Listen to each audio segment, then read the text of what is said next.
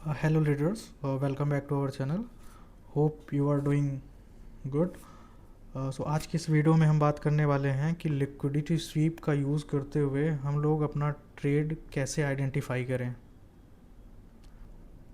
तो जो हमारा मेजर फोकस रहेगा वो रहेगा कि लिक्विडिटी स्वीप के ऊपर. बट इससे पहले भी हम लोग कुछ जो मेजर टर्म्स हैं उनके बारे में डिस्कस कर लेते हैं, क्योंकि केवल अगर आप लिक्विडिटी स्वीप को देख के अपना ट्रेड प्लान करते हैं तो कहीं ना कहीं आप आगे चल के एक ट्रैप में फंस सकते हैं. एसएल हिट होने के चांसेस ज़्यादा रहेंगे. लिक्विडिटी स्वीप को आइडेंटिफाई करने से पहले आपको कुछ जो मेजर पॉइंट्स हैं उनको ध्यान में रखना है. सबसे पहला जो पॉइंट्स है वो हमारा रहने वाला है कि मार्केट का एक ट्रेंड डिसाइड करो आप, मार्केट किस साइड में जा रहा है. दूसरा, मार्केट अगर रिवर्स करता है देन वहाँ पे जो है लिक्विडिटी स्वीप जो है वो एक मेजर रोल प्ले करता है.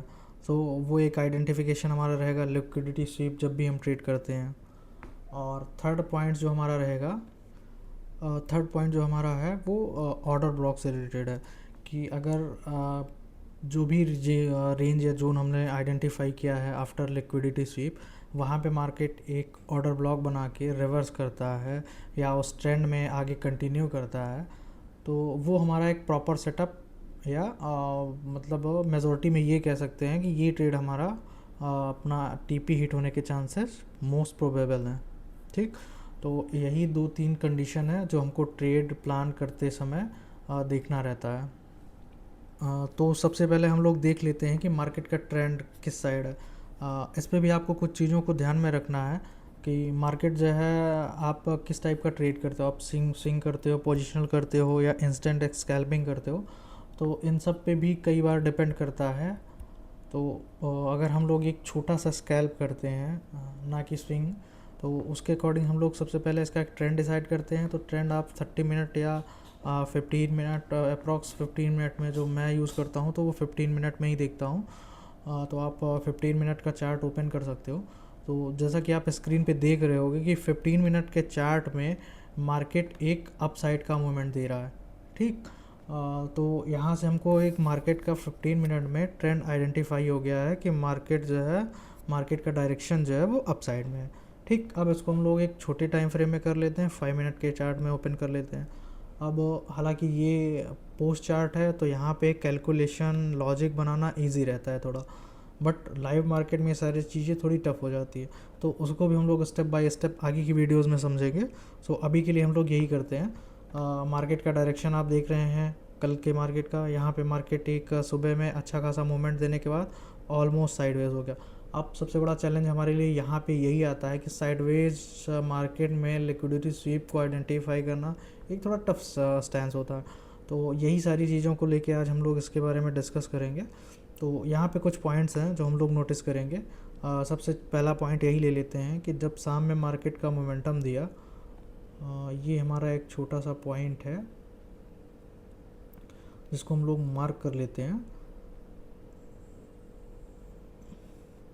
ये हमारा एक जोन है.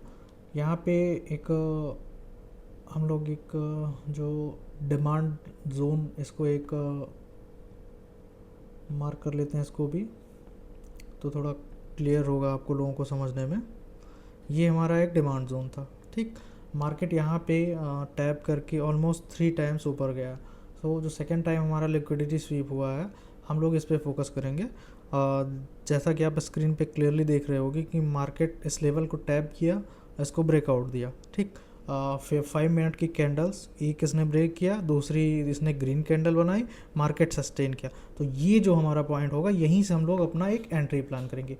देखिए, स्कैल्पिंग में आपको क्विक डिसीजन लेना रहता है. तो स्कैल्पिंग जब भी आप करो तो ये सारे क्विक डिसीजन के लिए आप प्रिपेयर रहो, और एकदम इंस्टेंट अगर इस तरह की कंडीशन बनती है तो ये सारी चीज़ें आप यहाँ से आइडेंटिफाई कर सकते हो. अब ये चीज़ें आप यहाँ पे ये सारी चीज़ें होल्ड करना, जब आप पेशेंस के साथ बैठेंगे, आप अपने जो है सेटअप का वेट करेंगे, तभी ये चीज़ें पॉसिबल है. अदरवाइज़ लिक्विडिटी स्वीप भी आप कई बार देखेंगे जो प्रॉपर होती नहीं है, और हर लिक्विडिटी स्वीप में आपको ट्रेड नहीं लेना है. इसमें जो मेजर पॉइंट्स है उसको मिक्स करना है, देन उसके बाद आपको ट्रेड इनिशिएट करना है अकॉर्डिंग टू दिस स्ट्रक्चर. ठीक, अब यहाँ पे एक हम लोग बाई पोजीशन का एक छोटी सी कंडीशन इसमें लगा के देख लेते हैं. अगर लिक्विडिटी स्वीप हुआ वापस मार्केट ने रिवर्सल लिया, इस जोन को अगेन टैप किया, देन उसके बाद ऊपर गया। तो अगर यहाँ पे मार्केट टैप कर रहा है तो हम यहाँ पे एक बाई साइड का प्लान ले सकते हैं। अब यहाँ पे बाई लेने की हमारे पास 3 रीज़न है। जैसा कि हमने पहले ही बताया कि जब भी हम मार्केट में कुछ ट्रेड करते हैं तो उससे पहले आपका एक प्रॉपर सेटअप बने और आप किस लॉजिक या किस रीज़न से मार्केट में ट्रेड कर रहे हैं। तो पहली कंडीशन हम लोगों ने बताई थी कि सबसे पहले आप मार्केट का ट्रेंड आइडेंटिफाई करो। तो ऑब्वियस सी बात है कि अगर मार्केट यहाँ पे एक फेक ब्रेकआउट या लिक्विडिटी स्वीप जैसा स्ट्रक्चर बना रहा है, वो भी डाउन साइड में, तो हम ये ट्राई करेंगे कि हम लोगों के ज़्यादातर जो ट्रेड रहे हैं वो बाई साइड में रहें। ठीक, वो कंडीशन टू कंडीशन वेरी कर सकता है कि आप कॉन्ट्रा ट्रेड लेते हो, तो वो आपकी कंडीशन के अकॉर्डिंग है। बट हम लोगों को ये ट्राई करना है कि जो भी हमारी ट्रेड रहे, अगर मार्केट अप ट्रेंड में है तो हमारी ज़्यादातर ट्रेड अप साइड में रहे।